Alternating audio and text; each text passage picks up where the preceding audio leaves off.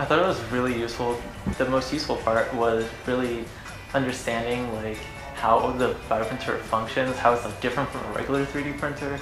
I teach at Dublin High School. I teach biomedical classes. We have an academy here. And what did you think of the event? It was great. It was great to have the one-on-one time. Maya sat with us and walked us through.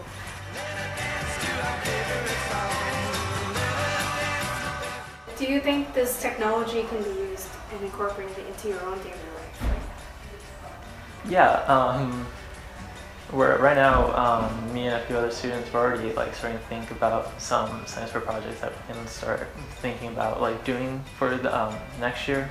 One of them, Shrutik, actually already did one last year and like he won a bunch of prizes and everything.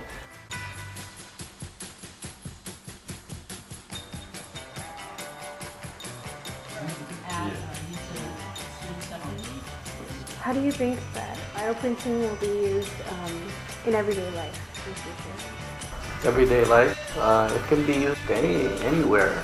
Medical field, engineering, your daily life.